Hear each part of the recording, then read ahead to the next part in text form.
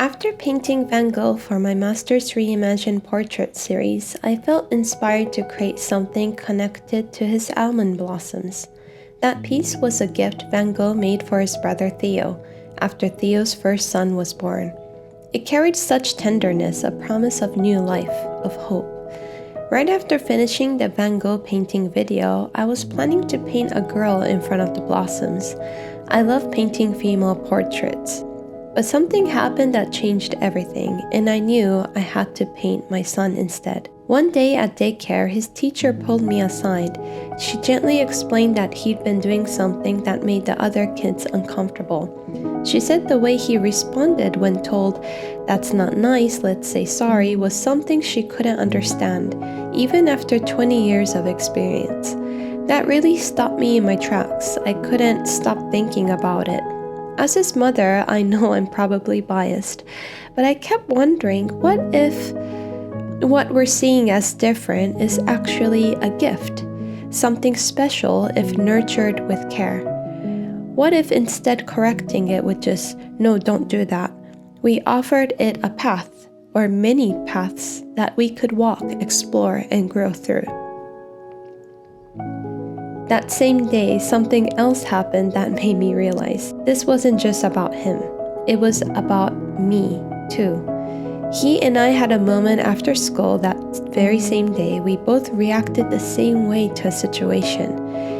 And I paused. I wasn't just seeing his behavior, I was seeing ours. Then there was another moment. We were at the supermarket on the weekend. He loves to run. He's energetic, curious, and honestly, just very independent, and part of me admires that because I was the same way as a child. But that day, I let him go a bit too far. He didn't listen when I asked him to stay close, and eventually a store clerk approached me and asked, "Are you his mother?" Another woman said she'd been watching him for 5 minutes. And one more, standing farther away, looked at me hard. She basically eyed me out. And in that moment, I just felt judged, completely judged. The next day was Sunday, and again I caught myself doing something I regretted. Talking about him in front of another parent, saying things he probably wouldn't want to hear. Later that day, he asked me to play, and I was exhausted. One of those days when your body is still moving, but your mind is done. Like, I was so sleepy. I snapped, and the way he looked at me, he didn't cry, but he held something in, something sad, and I could feel it. The next day, when I returned to this painting, one I had started but left untouched for a while, that expression kept appearing because I was still carrying it with me. My friend Ellie, who I just had a discussion on my podcast about creative rituals, said something that stayed with me. There's an empowerment in waiting. She has a very different approach to painting. She waits until she's ready. She allows herself to live outside of art, to rest, to reflect, to enjoy life. And then she returns to the canvas. That was new for me, but I wanted to try it. So I waited. I took it slow. But when I came back, the spark was gone.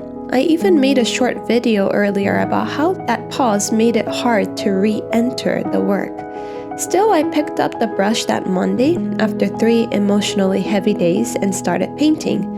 It turned into 6 straight hours of self-criticism. My inner voice was so harsh. Why did you talk about him like that? Why didn't you play when he asked? You're failing him. You're a bad mother.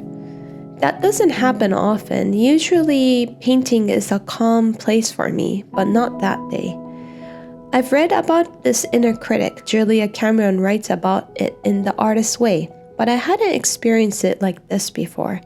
6 hours of just pushing through it. But you know what? The painting became one of my favorites. If you haven't seen the Disney short Float, it captures exactly how I felt. It's about a child who's different. He floats, he flies, and his father tries to hide it, ties him down with a leash.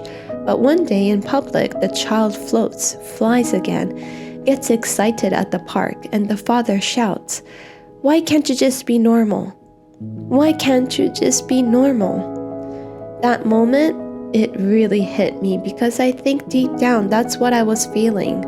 That I wasn't being the normal parent. That maybe my child wasn't the normal kid. But in the end, the father lets go. He lets him float, lets him be himself. That's what Child Blossom became for me. A reminder that we're not meant to fit into every box. We're growing together.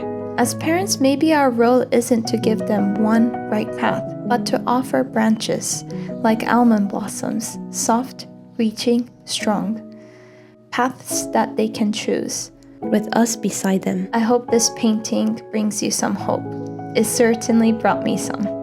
Thank you for listening and see you in the next video. Take care. Bye-bye.